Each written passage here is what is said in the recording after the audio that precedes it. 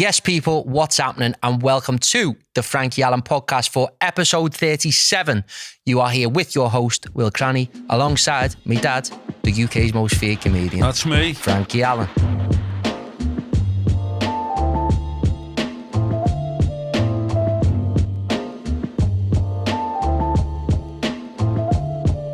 Be afraid. Be very afraid. Well, it's very, very interesting that you should say that because I have some stuff to talk to you about before we get into this pod. Yeah. Hope you all liked the last one, which if you haven't seen it, episode 36, we were talking about, it was supposed to be ghosts, aliens and timeless advice. It actually ended up being all about time slips and ghosts. It wasn't all about time slips, Will. Well, there was no aliens. Well, we're not going to talk about aliens. We've done about 4 or 5 good ghost stories. Yeah. And a couple of just two things about time slips. Yeah, true. So but we've got weird and wonderful things. Paranormal. Put it under the umbrella of the paranormal. The paranormal. So we've got interesting things to talk to you about today. What I want to talk to you about, first of all, is the moniker of the UK's most feared comedian, right? Because unfortunately, I feel that this is a stick that people like to beat you with, even though it's nothing to do with you. You didn't come up with the idea. Yeah. It's not your thing. Because on the last people say, oh, when you just said be afraid, be very afraid, then it's as though like trolls often think that you want to be feared. Feared in what way? Did I intimidate people? People should be, what does that mean? I don't know. Do you want me, basically, we put out a video recently, and I know that we've got loads of people who are really bought into this channel. Lots of positivity. We put out a video about Frankie's 10 essentials. Now, Dad, to anyone who hasn't seen that video, can you fill them in on what that was? All it was 10 essential things that I need every day. Not necessarily every day, but 10 essential things that I'd find it very difficult to be without. Some of them are simple things, like the anti-shine for me head when I'm under the big lights on the stage, to give myself kind of an appearance of a matte finish on my head. You know, it's not kind of like, doesn't shine, which it can if you've got your head shaved. Do you know what? I forgot to put it on, so it might shine a little bit today. But these lights aren't too bad. A lot of lights you can get away with it. It's under the huge lights of a stage, especially if you're working in a big club. They can really shine off. But that's one of the main, there's a small thing like that. But there's basic, as I say, there's other things which, not just for me, but are essential for anyone who works on a stage. A microphone and a PA system. Without a microphone, I mean, look, we're on microphones now. None of this would be happening. No podcasts, no vlogs, no groups, no Rolling Stones, no Beatles, no, Taylor Swift. There'd be nothing. There'd be no huge arena tours of acts and, groups going round, and there'd be no television. So the microphone probably, apart from like moving pictures, one of the biggest, most important inventions of all time.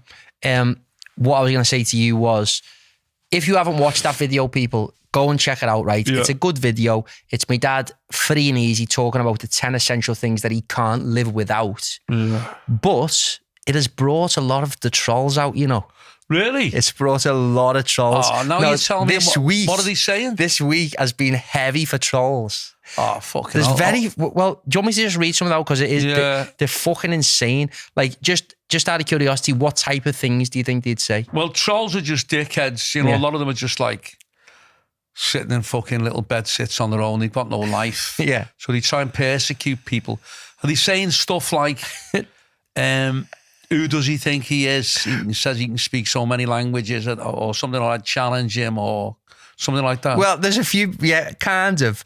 There's a few people that are saying, like, this guy, Phil OCN, he's put most feared comic, funny, but not scary. Take your teeth in a baldy head isn't scary. Haha. Now, I mean, he's actually being sound, that fella. He's saying, you're the same age as me, as we have the same phrasing and the same sayings. But that's why I was saying, you're not like fucking saying, I want to be the most feared comedian. It's just a fucking brand name that I made up. You made the brand name up. It does suit me. Yeah. And the reason behind it, basically, it's very, very good. I think it's just a hook. Yeah. To get That's people all it onto is. watching me, and it's just interesting. What does this mean? It's like on YouTube. You watch the YouTube. Yeah. I watch YouTube all the time now, different things. A lot of them come up now. There's one I was watching last night, and it went, Paul McCartney dead at 81. Yeah. So straight away, you're watching it. Yeah. And when you watch it, it's nothing to do with Paul McCartney. Yeah. And he's not dead. It's just to get you to watch. Just a hook to try and get people in. Yeah. They call it clickbait. Clickbait, that's all it is, yeah. But yeah, mad that these people have come on. John Owen, whoever this prick is, he doesn't even have a picture. He's just put, what an absolute cabbage. Yeah, well, John Owen, if you're out there, you're that fucking ugly that you can't even put your name to what you say. So he's just a fucking dickhead, John. Don't know what the He's fuck got you like are. a mad picture. But look, lovely comments. Another great one. Good lads, brilliant. Frankie Allen, the best piss taker in the world, all this stuff. But this fella, Richard McVeigh, has gone for the jugular. Yeah. Right. In what way? It's just so funny. Like, why the fuck would this guy be that arsed? He's written like a paragraph. To say what? To say what? Let me fill you in. Fucking hell. So my mate Richard McVeigh here, he's commented, if he tried to belittle or mock/make fun of me, the one thing he would be living without is his teeth. I mean, come on. His teeth remind me of Mr. Ed. There is being funny and thinking mocking his audience is hilarious. He wears a hat because he is bald as fuck and he doesn't want to be recognised in the street for fear of being filled in. Loves the sound of his own voice. Yeah. Frankie, take a look, fella. Take a look. Richie McVeigh, who the fuck are you, mate? Richie, fucking dope. Just having a fucking laugh. Why have you got to take things personal against you? I don't even know you. So why were you taking on board as though it's an insult to you? The UK's most feared comedian thing, what it is, where I look at it, is I'm kind of flying the flag for a lot of comics. A lot of comics aren't like me. I've witnessed over the years a lot of comics who are kind of like nice people. Yeah. They're very, very nice, lovely people. I've seen them on stage being heckled. So they've had to walk off. People are shouting out at them, "You ugly bastard," like that Richie McVeigh. Yeah. He'll be one of those dickheads in a crowd that you see like a comedian, and people like him who are basically just bullies. Yeah. And they can sense when they think there's blood in the water, they'll see a comic. He'd be one of those fellas. He probably goes to shows and he'll see a comic and he'll go, "Yeah, when's the comedian coming on? You're a dickhead. Have you seen the size of your ears? Yeah. Look at your teeth." Hoping that the comedian will go to pieces, or trolling people. I'm thinking, that you're going to be in the fucking doctors the next day on Prozac and shaking. Some fella's fucking having a go at me, call me turkey teeth and a baldy head. Yeah. And he doesn't think I'm fucking hard, So they're the kind of people, just bullies. And I've seen a lot of comics who've had terrible times over the years. I've been on stage with someone, I've done comedian show, 3 or 4 comedians, and I've had to take over. I've had to go, "Give me the mic." Because we passed the mic to, different comics, 4 or 5 comics on a stage. When you've had a fella, just like that fucking fella, for shouting out for no reason, just being fucking horrible, trying to ruin the night, trying to ruin the show, trying to belittle and demean the comedian for no reason at all, other than they're just bullies. Yeah. But I won't have it, you see. Somebody like him, that McVeigh prick, comes into the fucking club, starts shouting, I just destroy him verbally. Yeah. Don't have to fucking hit him. Yeah. Or he says, "I've got no fucking teeth." I like to see him fucking try. I just destroy him fucking verbally. Yeah. Probably a very, very ugly man. That's the feel I get from it. You reckon, yeah? Just for context, I mean, what I often find is people will comment, "This guy, he's savaging people on stage, he's a bully, this, that, and the other." Don't forget, people, these people come to the show because that's what they fucking Yeah, want. look, it's funny. The bottom line is it funny or is it not funny? Yeah. I've never had anyone bursting out crying, sobbing. He's just, girl, he's just called me a scrubber. Because what I do, I don't pick on one person in the crowd, which a lot of comics used to do. A lot of comics would pick on one person in the crowd all night. And obviously you're going to upset them in the end. Yeah. I'll pick on like anyone that walks past, anyone is fair game. So I'm treating everybody the same way so no one can complain. Yeah. And it's very, very funny. People like the McVeigh, he's saying, you're doing this and you're doing that. No, mate, the bottom line, it's very, very funny. Yeah. With what I do, I can get laughter 4 or 5 times greater than any other comedian that you'll go, come and see me and you'll get a shock because when I'm on stage, you'll see me not just bringing a house down, huge laughter, like bombs going off 2 or 3 times as funny. Yeah. Huge laughter, bigger than any other comedian in the UK. So that's all you need to know, mate. Yeah, and if you tried to belittle him or mock/make fun of him, you'd be living without your teeth. Yeah, well, that's all right. Come to a show. Before. Come to a show, mate. All the time, mate. But I'm not a fucking dickhead. People like you don't frighten me. Yeah. Anyway, on that note, it does make me laugh. I'm sure that the Frankie Allen army in the comments will be backing you up. And, there's a lot of lads who love this stuff and very positive. Unfortunately, there's obviously just a few buttes who are trying to throw the weight about. It's fascinating, isn't it? It's fascinating that I was talking to you on the way here, wasn't I? They're just old men, most of them. Now he's just giving himself away. You've got teeth like Mr. Ed. Now, most people won't know what Mr. Ed is. I've got no idea who Mr. Ed is, yeah. So the fella's 70. Go ahead. Why? How do you know that? Because I can only just fucking remember it. Who is Mr. Ed? It was a horse that used to talk. Yeah. A talking horse. Okay. The comedy thing, Mr. Ed, was a talking horse. Yeah. In 1964. Yeah, so this fella here is like just an half proper Just an half old fella who fella, just wants to He blew himself up over his age. Made himself look like a prick, like an old man, calling me fucking Mr. Ed. Yeah. So nobody under fucking 60 knows who the fuck Mr. Ed is. That's brilliant. That's brilliant. Interestingly enough, when you were talking about this, you were saying about you're flying the flag for... when you say you're flying the flag for comedians who people... The difference with you and other comedians is you've got a very, very imposing presence, haven't you? You don't really give a fuck. But there is a lot of comics out there, and I'm sure you, as a younger fella, is it much harder for a comedian to be a young comic than they are if they were looked like me, like a man? Well, it is. Well, you've had it when you worked as a comic. When you're young, inexperienced, and you look kind of vulnerable, there's a lot of people in the audiences all over the UK, not just one place, who, for various reasons, the main reasons is to try and look big in front of other people, in front of the mates if they're on a night out. People who try and bully a comedian, try and get him to walk off stage, try to reduce him to tears. And a lot of them like physical threats as well. You've had it, I've had it loads of times. I've had trouble, but I don't really care. No, I've had it before where we did a show years ago. Me, you, and must have been another comedian in Kirby somewhere in Liverpool in this random pub. Was it called the Premier?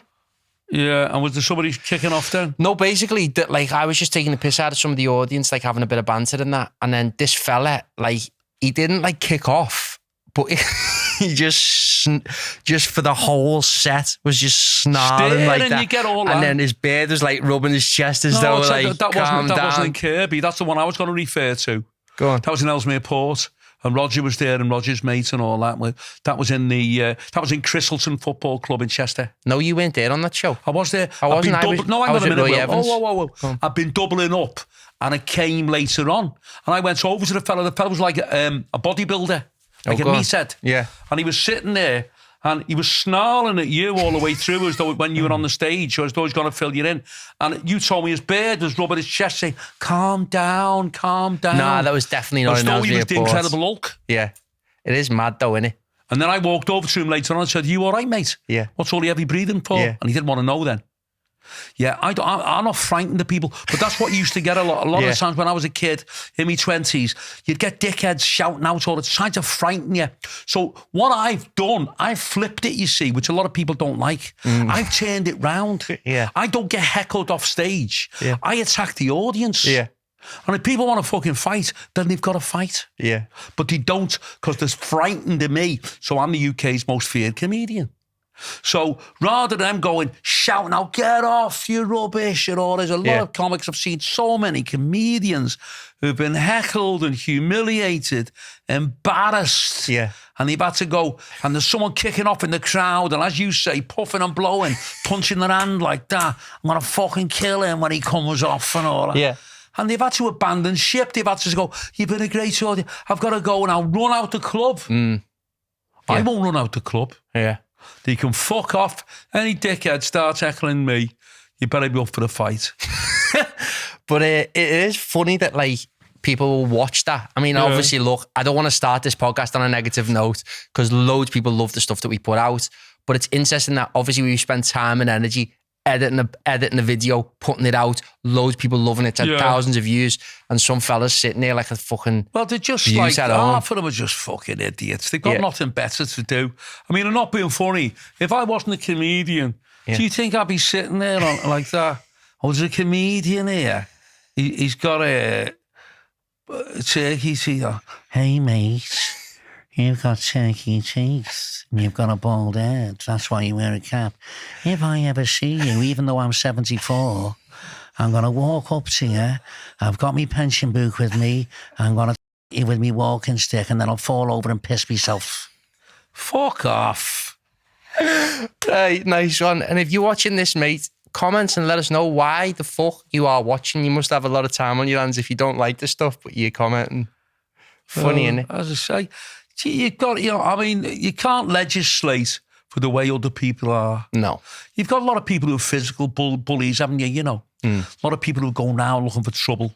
A lot of these doormen years ago were just looking for young kids to come in so they could punch, so they could kind of like practice on and all that. Just fucking dickheads. And he can't fight anyway. In a real fight, you'd knock fuck out of them. Just fucking idiots. But that's what people are like, and some people try to, kind of like bully you verbally.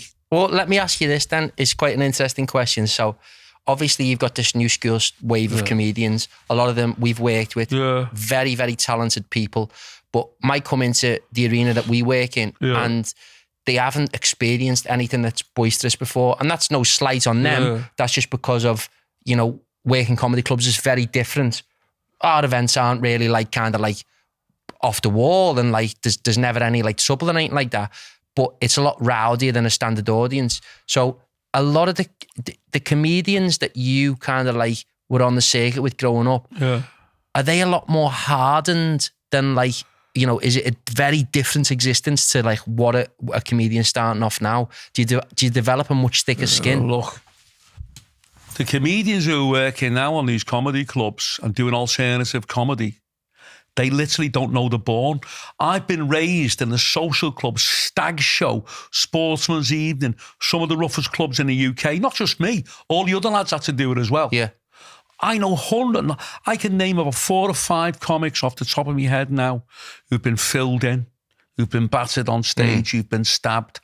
I've been stabbed. I won't mention the names, but really good lads who've had a lot of trouble. It's a wonder no one's been killed. Very rough venues where you've had to watch your step. People threatening you, people heckling you, chasing you. People chasing me in the car.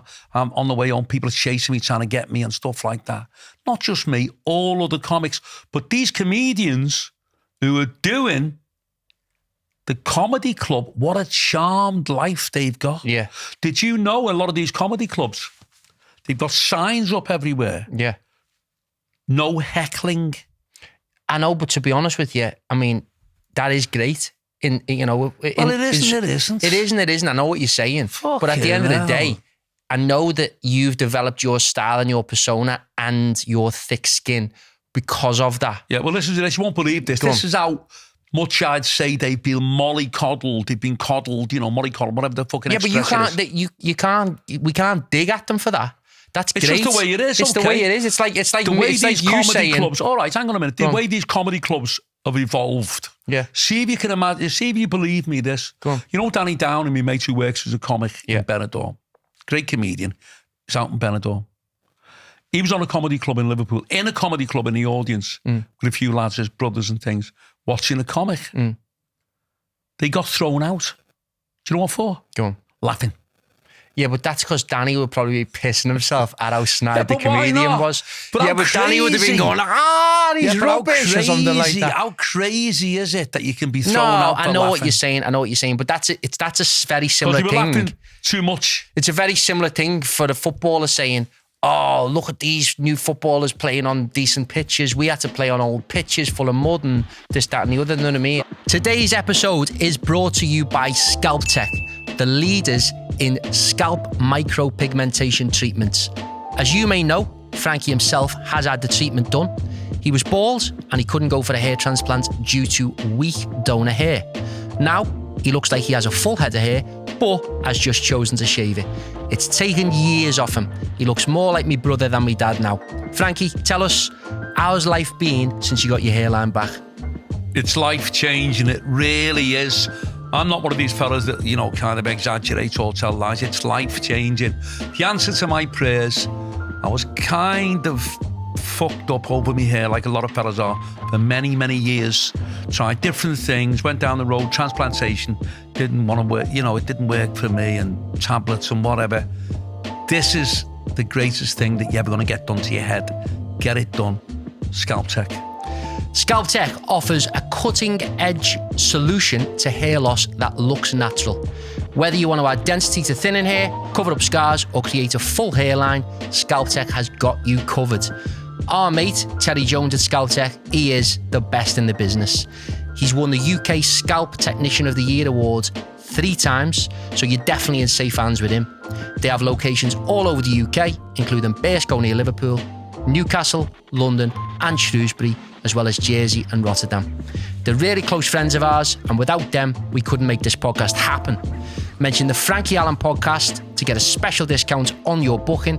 Visit ScalpTech.com to learn more and book your free consultation today. All the details, including the link to book your consultation and the contact information, are in the show notes or the video description. Get it done. You won't regret it. Look at me. Proof of the pudding's in the eating. I've got no hair really. Look at it. It's fabulous. It's great. Get it done. Thanks to ScalpTech for sponsoring today's episode. Now, let's get back to the show. So my question for you is, obviously, there's a vast difference between the playing field now for the new wave of comedians versus the comedians that were in your era. Yeah. And what I'm curious about is, are you one of a kind in terms of the thick skin that you've developed, or is that a consistent theme over all of the comedians of that time? Well, it's quite complicated, really. It's all to do with your image. Yeah. The image that you portray to the audience, how you come across to people. But your own persona and charisma, where I've been very lucky with the act that I do, that guy was saying that was actually, the most fake of it. Yeah, but I can do it. A lot of comedians can't do it. Say, for instance, a comedian, and he's still working now, called... who's the guy that wears the Irish fella wears the Wellington? Jimmy Cricket. Jimmy Cricket. Yeah. He's a great comedian. But if you wrote down his material and you said, these are the jokes that he's telling, you go, oh my God, you could find these in Christmas crackers. Yeah. It's not really what you call strong material, strong gags. So he's got that persona, he's got the charisma. His personality sells that gag to the audience. And they love him. They love the material he does. He's just funny that way. Yeah.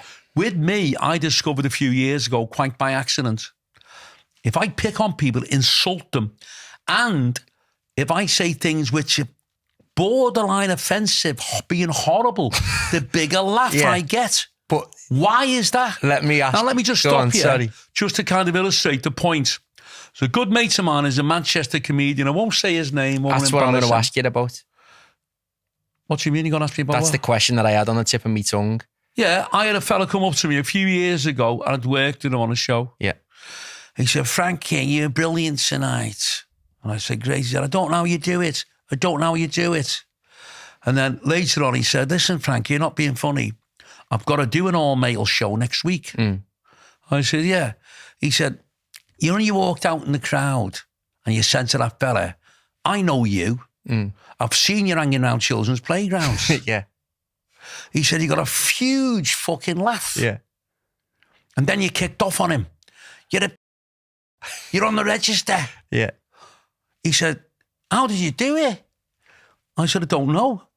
I said, just did it. Just walked out and did it. Just don't be afraid to do it. Just go and do it. So he went, right. He said, not being funny. He said, I've got my own act. He said, but the first 5 minutes, you know, do you mind if I did what you do? I said, no. Do it all. I don't care. I'm not working that club that night. Do whatever you want to do. Yeah. So he asked me, would I send him the first 5 minutes of my act so he could do it? So he's working this club in Liverpool called Highfield Tenants Club. It's on a kind of borderline between Old Swan and Huyton. And a stripper's on. It was very rough. And I knew some of the lads who were in there. He walked out. He was on the microphone. And he went, hello, mate. Haven't I seen you hanging around children's playgrounds? And the fella just got up and just punched him under the chin.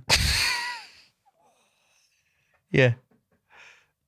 And did he speak to you afterwards and let you know how it went? Or did you find out from somebody else? I found out that he'd been, someone had given him a belt and he didn't carry on.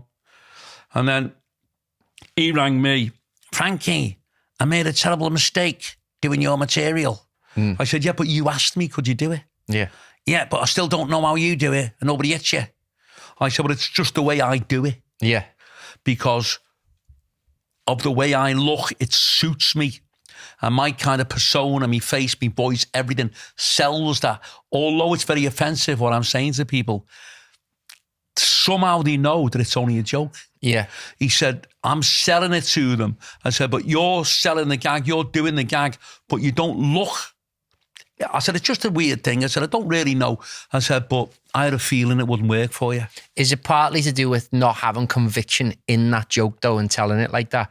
Because if he's thinking in some way, this joke isn't going to suit me, I wonder if it's going to go well. Maybe it's a tiny, tiny little bit of like apprehension in his voice. Nobody really knows. Yeah. Everyone's got their own charisma, their own persona, their own kind of delivery of a gag, the way that they look. You know, I look like a gangster, so in people's minds, they go, oh, this fella looks rough. He looks so-and-so, so-and-so. So if I say something, you know, which is quite offensive, they said, part of the brain. See, what happens with a gag? Yeah. When you say, I could tell you a gag now, I could say, a friend of mine just died. He worked in Kellogg's and he fell into a giant silo full of muesli. A cop had tried to grab him, but the currents were too strong. See? Now then, in your brain, what produces the laugh? A laugh is a seizure. I've studied all this. It's a seizure because when the input goes into your brain, currents, there's one part of your brain that stores all the information about currents for baking. Yeah. Another part of your brain that stores all the information about currents for water that'll sweep you away. Yeah. Another part of the brain is currents for electricity. Yeah. So when the info goes into your brain, it doesn't know where to go. Okay. So it's ambiguous. It goes, and it creates this like brainstorm, literally. And you go into like a seizure. That's mad. I didn't know that that's what a laugh was. That's what happens. I'm going to do a bit of research on that when I get back. And that's why when you do a gag, you say that gag, you know, you're using words which can be interpreted two different ways. Yeah. So that's what's happening. But I think with me, for a tiny split microsecond, when I say to people, hey mate, I'll punch your fucking head in, for a split second, people think, does he mean it? Yeah. Then they realise it's a joke and I'm having a laugh. Yeah. Then you get the, you know, it comes back at the brainstorm and the release.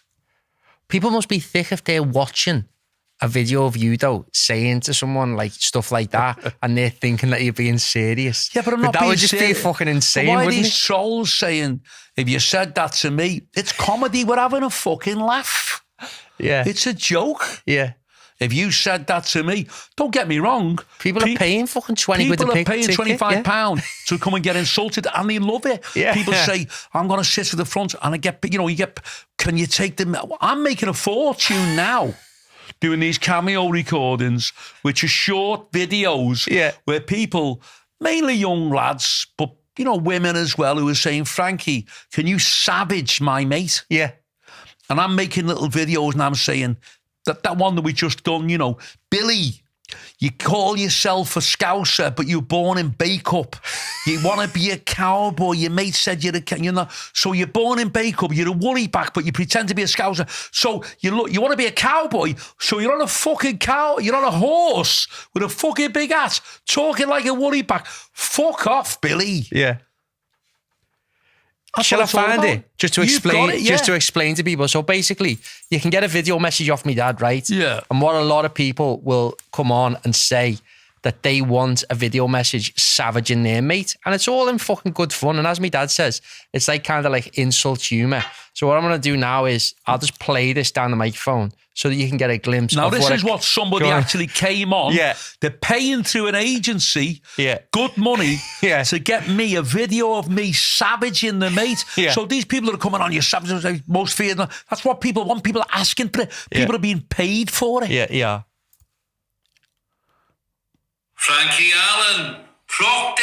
Listen, mate, been speaking to a couple of mates of yours, James and John. Fucking good lads. They've told me a little bit about you. You're not what you're all cracked up to fucking be. You claim you're a fucking Scouser, but you're born in fucking Bake-Up.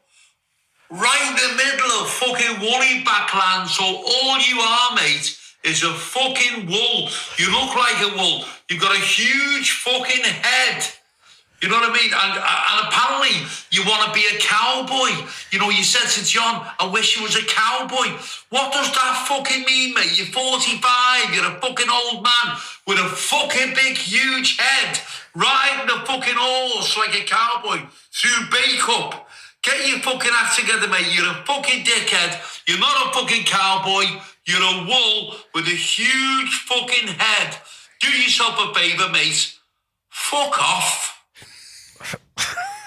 See, it's funny, and people are paying all the time for me to, and that's my persona, that's my character. Yeah. That's what people want. Yeah. What's wrong with that? Did that take a long time to develop that style? Obviously, that wasn't from day one. When did it click where you were like, actually, do you know what? I am amazing at savaging people. And what, like, obviously, it's just very, very obvious, but like, I'm just curious. I don't know. I really don't know. I mean, don't get me wrong. I've been working in clubs that long. You know, when I first started working, I was only 19 and 20. A lot of places that you work, you couldn't swear. Yeah. Conservative clubs in the 80s and the 90s, Catholic clubs and whatever, liberal clubs. If you swore on stage, then they wouldn't pay you and they'd actually call you off the stage, tell you to go home. So I can do a clean act. You know, nobody believes me, but I can do a very, very clean act. But what I've found is, with me anyway, because, you know, I've tried different stuff. I've done so much work on the stage. I've been able to try different types of comedy out. Yeah. And I've tried picking on people. And I've thought, fucking hell, that works for me. Yeah. Nobody takes offense. They just start fucking pissing themselves. So all you're doing really, you're creating I've created a character, and you've done it for me really in a lot of ways. You know, you've advised me and said, do this and do that. Don't go too far. Don't do that material. That could be construed as being my kind of like sexist or racist or whatever. So I'm not saying I've cleaned up my act. I'm still on the borderline, but I've got a fantastic act for kind of involving the crowd. You know, people, you can't hear a pin drop when I go on stage, and I'm on stage for an hour or 2 40-minute spots, 3 spots, stay on all night. People are riveted to the fucking seats, and I get huge laughs because of my style. Yeah. It's funny, like, I mean, the first time I went to see you, I was 15. It's interesting this because obviously you're only used to seeing comedians on the TV, and I know you, obviously, as my dad. So like when I've been growing up and people are like, oh, my dad's a comedian. And obviously there was no videos out of you or anything like that. I'd be thinking, oh, like it's a bit cringe. Like, is my dad even funny? Like, I don't know. But what do you mean? I mean, the first place you came to was Cadbury's Club, wasn't it? That Camel Aids. No, Cadbury's in Morton. It was a club. Was that with Howard Kendall? I don't know. I came with the lads, didn't I? You're only 15, a little suit on you. I was crying, laughing with the lads. Really? Because, well, especially for young men. Yeah. That style of comedy or that sense of humour you know, there isn't anyone else who does that at all. So like you're like the anomaly, aren't you? So what I think is like the way that it's very like dressing room banter, isn't it? It is. It basically, it's a kind of like what teenage lads do to each other, innit? Yeah. Taking the piss out of each other. Yeah. You know, playing practical jokes on each other. Yeah. It's like when we were in Coventry the other day, you know, in Nuneaton, and Jack Ryan, I mean, he's only young, Jack's only 30, and I was going on stage, so he hid me suit. Yeah. It's kind of infantile, but it's funny, innit? But picking on people, savaging people, hey, you fat, a lot of young people love that. Yeah. And sadly, because a lot of young people have never seen a mainstream comedian like me. But there's not many people, even when you say a mainstream comedian, when you say a mainstream comedian, you mean people who tell punchline gags. There's not many mainstream comedians who savage audience members the way you do. Am I wrong? No, there's not really that many. No, there's not. To be fair, not to the same extent that I do. Is there any? Or has there ever been any? I mean, there's blue comedians, obviously. There's some very good blue comedians, but I don't think there's anyone that interacts so much as what I do. You know, from the circuit back in the day, like, was there anyone who used to do that?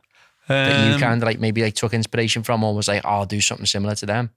Or is it just totally your own thing? Kind of my own thing. There's no one really, I don't think, that picks on it non-stop. Keeps picking on people and will go as far as I go. Yeah. You might get people saying something, you know. A lot of comics, you know, during the 80s and 90s, they go out on stage and they were quite confrontational, but in a different way than the way I am. Well, what they do, they tell a couple of gags. Now, Saturday night was a good example when you said to me, didn't you come into the dressing room and saying they're a good crowd, but they're quite cold? Very cold. I got up and like, what we mean by a cold crowd a cold crowd is they've just left the house. They haven't really had time to settle into the room. They haven't had a pint. Best off if they've been in the venue for 2 or 3 hours and they feel comfortable, they've had a few pints, a few drinks, and then they're a warm audience. But when you get a cold audience, very difficult to get through. Yeah. So a lot of comics in the 80s, what they used to do, they'd go out on stage, and don't forget in the social clubs, you had to go on at 9 o'clock, sometimes before the band, and they were very cold. But a lot of comics were confrontational, and they'd do a gag and they wouldn't get a laugh. So they'd go, and they all used to do it, they'd go, yeah. It's gone over your head. We used to do that with the lads, like if someone did a shit shout. Yeah, it's gone over your head, which kind of like puts the audience on the back foot. Or what's he? Is he like making out weird thick or what he started? Yeah. And a lot of them, and I can name them now, you know, they're still working, and they'll do a gag that doesn't get a laugh. And they'll go, yeah, here's another one you won't get. Yeah. And then further down the line... Yeah, but you do some stuff like that. Not really. When you're saying, am I facing the right way here, isn't that? Yeah, only mild little things just to warm them up, but not, you know, not insulting them that way. They call them dickheads. But with the aggression, you used to have kind of an aggression, but like a horrible sourness about them. You'd go on. What have I got to, you know, a lot of the Manchester comics used to do it. What have I got to do to get a laugh in here? Slash me fucking wrists. Fucking hell. Yeah, they all used to do that one. It's a bit ruthless, but that it? was a favourite. Yeah. So what you're doing there, you're kind of like provoking, you're saying to threatening, why aren't you better start fucking laughing? So you got to get some people to pretend to laugh. Did it used to work? No, you'd send them the other way. They wouldn't like it. Okay. You know. Is that like just like an old school mentality? What you've got to do with a cold crowd like that, if I would have gone on before Jack Ryan in Northampton, all you've got to do is start telling gags. If you're not getting laughs at first, it's just trial and error. Over the next 5 to 10 minutes, there will be something that gets them laughing. No, but Jack smashed it to bits. It was more a case of we could just tell they were cold when I went out. And obviously all my job is just a bit of warm-up, like, oh, what's your name? Yeah.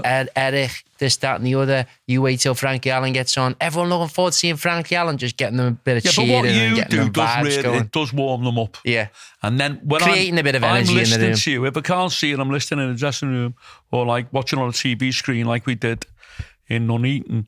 I can gauge then how far. It's like sometimes I've said to you, look, they're getting a tiny bit rowdy, get me on now. Yeah. you know, because I can sense where the audience are with regard to their attention span. Yeah. The concentration levels. If you get on, it's just a weird thing. You can get on stage at 9 o'clock. The audience will be great. If you get on at 8 o'clock, 8:15 and go on, it can be too cold and you won't get any laughs. It's going to be hard work. Get on at 10 o'clock. They can get a bit noisy. If you get on at 10:30, 11 o'clock, they can be too noisy and you'll just have a bad time and die. The strange thing is, I shouldn't really be telling people this, if you get on after midnight, between 12 o'clock and 1, they go great again. They go a bit sleepy. So then they'll start listening to you again in the lovely crowd. After 12, you've been to a few shows with me for army shows, and you get there after 12 o'clock and they're lovely. The people are great because they go a little bit sleepy and they'll listen. But if you get on at 10 o'clock, 10:30, 11 o'clock, you're looking for trouble. Very, very interesting. Very interesting. There's a hell of a lot, connected. It all depends. You can do a gag and you can get a laugh with it, and it could be a stupid gag that you've just thought of on this, and very silly. But it depends on what gag they've heard 5 minutes ago, which prepares them for the next gag. Yeah. It's very complicated. I feel like this episode's been a bit of a tangent, but in a great way. In what way? I don't know, I've just been free and easy on it. Nice little chill chat. Hopefully you guys enjoyed it. Very, very interested to see what you want to see on future episodes. Would love you to send some questions in, whether that's via the email below in the description, whether you just put a comment, just comment any question or topic that you'd like us to talk about. And we will talk about that particular topic or any questions that you want to ask. We've spoken about dying on stage. When you have a bad time, nobody's listening, everybody's talking. But again, somebody said to me, another comic said, how do you get order? Now, to get order is very, very, very important to comedians. When you walk out and you pick the mic up, how come some people walk out and pick the mic up and everyone's still talking? It's all about your confidence. I pick the mic up and everyone's silent. But everyone goes silent. But no, there's a couple of things with you, Will. You're confident. Yeah. You've got that charisma, and you're walking out, so you look important. And you've got that, it comes through your voice as well. People think he sounds confident, so they listen. But I know even now, a lot of comics who struggle to get people to listen to them. You'll speak to them, how did you get on Saturday? And they'll go, oh, you're very, very noisy. Yeah. And they were kicking off in the corner. Yeah, but sometimes people won't let them go quiet. You've got to stand there, smile, wait until it's quiet. Otherwise, if you just start telling gags or talking over other people talking, they're not going to be quiet. There's a way to do it. I've had noisy crowds, and you've got to get your voice to a certain level, not too loud. They can't hear panic in your voice either. Yeah. Otherwise, they'll just eat you alive. It's like being a lion tamer. You've got to speak. You've got to be commanding. You've got to earn. You've got to kind of like. Do you know what it's like? I always make the analogy. It's like entertaining. Trying to entertain a little child, a 4-year-old kid. You've got to do for an hour. You've got to keep them busy, keep them occupied. You've got to make them laugh. If they start to cry, you've got to do something else. Just like a crowd, you've got to keep a crowd entertained. You've got to keep them thinking, what's next? What's he going to do next? Look, where's he going now? He's picking on him. He's having a go at him. Here's a fella getting up. Here's a little fella getting up to go to the toilet. Or what's he going to say to him? Yeah. So it's keeping busy. It's a very complicated, very strange thing, but I love it. Belter, right? So wrapping up the episode, as I said, very, very interested to hear what you people want to see on future episodes. Dad, is there anything that you want to talk about in future episodes, or do you want to bring on more guests? Do you want to just talk with just me and you? How are you feeling about the podcast so far? The podcasts have been absolutely fantastic, and I don't really know, where we go from here. I'm sure it'll come to me that there's hundreds of different subjects we can speak about. I'd like to speak about the evolution of Clubland, really, as it was, as it is now. I mean, it's more or less extinct now from the way it used to be. Yeah. Totally different world that we're living in now. Yeah. And this has all happened within 30 years. I'd like to talk about, be very, very interested, and maybe be a bit nostalgic and talk about some of the fantastic acts, not just comics, that there were years ago, some of the American acts that they used to bring over to the clubs. Yeah. absolutely fantastic. You know, Gene Pitney, Johnny Mathis. These are people that you go and watch and they just, in a different class, they take your breath away, you know. Yeah. So I think the standard has kind of dipped now. Especially you see some people on a TV and you go, oh no, you know. You can't believe what you're watching. Let us know if you agree with that. So very interested to hear what you want to see on future episodes. If you want to come to a live Frankie Allen show, all the details for tickets will be linked below. If you want to bring Frankie to your town, city or venue, feel free to get in touch with us and we are happy to take an inquiry for your booking. If you've enjoyed it, please give a thumb up on the video if you are watching on YouTube. If you're listening to this on your podcast platform of choice, give us a 5-star review. It does go a long way. And have you enjoyed yourself today? Been hard work doing this, you know, kind of thing. Because I'm always afraid I might go too far. Why did it piss you off? Did I wind you up talking about trolls at the start? You wound me up. My head exploded, to be honest with you. I don't know how I kept calm. Yeah. So you shouldn't have mentioned all that about trolls. I don't like all that. Yeah. So if you're a troll, don't be commenting anymore. Don't be trolling anymore because I don't like you. I'm sure that's going to attract the trolls. Anyway, really appreciate you listening or watching today. More podcasts coming soon. Podcasts are out every week. The vlogs go out every Tuesday at 7:00. Really appreciate it. But as I said, we'd love to hear from you as to what you want to see on this podcast, whether that's bringing guests on. We've got tons of funny friends of ours, special guests, celebrities that were mates with. You know who was texting me last night? Who? Joe Egan. Joe Egan? I think he's going into I'm a Celebrity Jungle. Really? Yeah.